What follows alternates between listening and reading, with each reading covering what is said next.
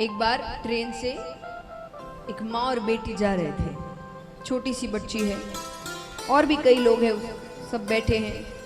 तो लोगों ने देखा कि वो बच्ची किताब पढ़ रही है। छोटी सी बच्ची किताब पढ़ रही है। बाकी माताओं को बड़ा, तो उन्होंने उसकी माता से पूछा कि आपने कैसे इसे सिखाया किताब पढ़ना?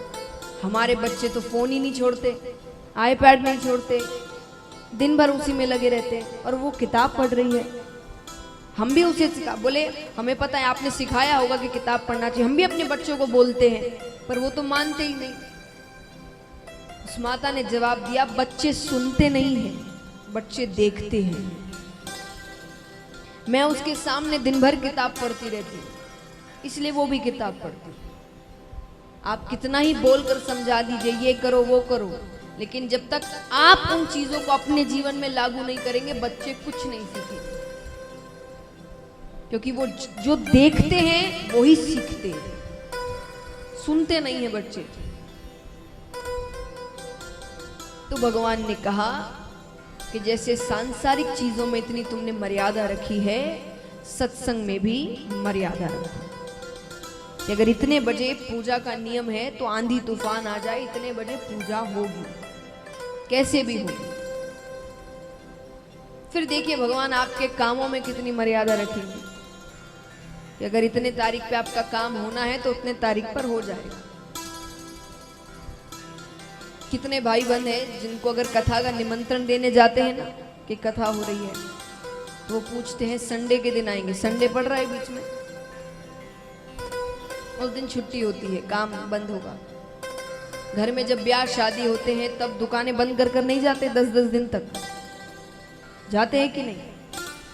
पर कथा में हम पूछते हैं संडे बीच में पड़ रहा है क्या? और विचार करिए, ऐसा कभी ना हो भगवान, लेकिन कभी आपके जीवन में कोई संकट आया और आप भगवान के पास दौड़े दौड़े जाते हैं, कि मंदिर जाते हैं, भगवान मेरी रक्षा करिए, भगवान इस संकट को दूर करिए, और भगवान पलट कर आपसे कहते संडे के दिन आना, उस दिन मेरी छुट्टी रहती है, उस दिन काम करूंगा, अभी समय नहीं है मेरे पास। कैसा लगेगा आपको? अच्छा लगेगा? सोचिए उनको कितना खराब लगता होगा कि मुझे अपने अनुसार समय देते हैं ये सब, ये खाली है तो भगवान को पूज लेंगे, नहीं है तो छोड़ो। तो भगवान बहुत सी बातें समझाते हैं प्रहलाद जी को, उसके बाद अपने धाम भेज देते हैं। अब दूसरा प्रसंग आता है। ये चर्चा चल रही है नारद जी और युधिष्ठिर जी के बीच में, धर्म की चर्चा चल रही। धर्म क्या है जिसकी चर्चाएं आजकल काफी होती है, न्यूज इत्यादि में देखते रहते, धर्म क्या है, क्या मानना चाहिए, क्या करना चाहिए। तो धर्म के 30 लक्षण है। कितने लक्षण हैं? 30।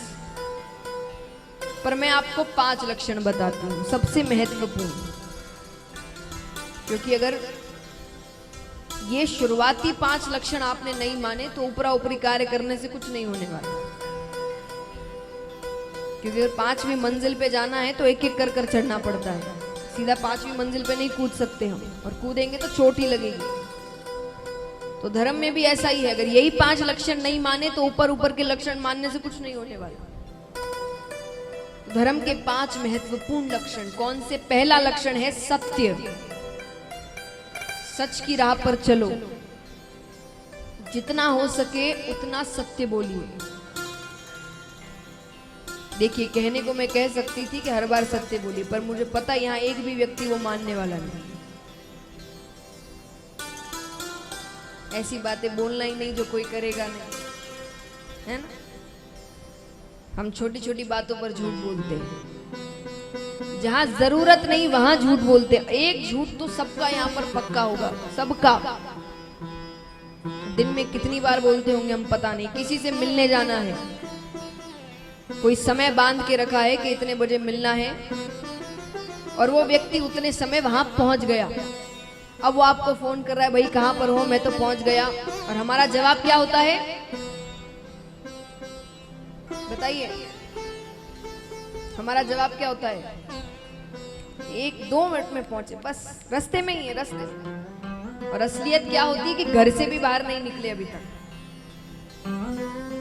अब यहाँ पर झूठ बोलने की जरूरत है? क्या होगा, वो थोड़ा ही चिल्लाएगा सामने वाला कि क्या तुमने समय देकर तुम समय पर नहीं आते, सुन लेना। यहाँ पर कोई इतनी झूठ बोलने वाली बात तो थी नहीं। तो जहां जरूरत ना हो वहां मत बोलो। हाँ, किसी झूठ से कोई बहुत बड़ा काम हो रहा है आपका, किसी का भला हो रहा है, परिवार का भला हो रहा है, तो वो झूठ शायद भगवान माफ भी कर दे।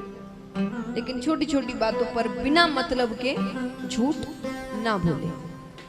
तो पहला लक्षण है सत्य। दूसरा लक्षण है दया, जो बिल्कुल नहीं है,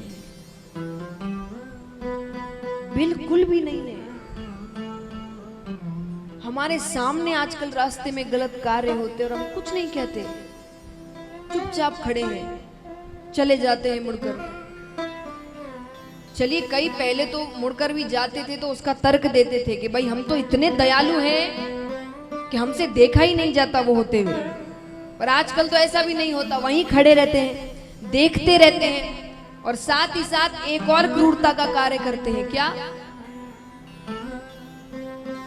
वीडियो बना रहे होते हैं। कोई तकलीफ में है, कोई चीख रहा है, कोई रो रहा है और हम पीछे खड़े होकर वीडियो बना रहे हैं। कहां है दया?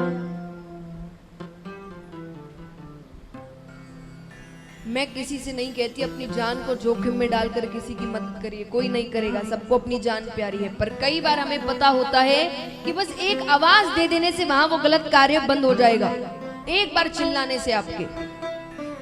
पर हम क्या करते हैं? हमें क्या, क्यों जबरदस्ती पड़ना झगड़े में? एक बात याद रखना, चीजें घूम कर आती है, जरूर घूम। भगवान कहते हैं जैसे कर्म करते हो वैसा मुड़कर जरूर आएगा।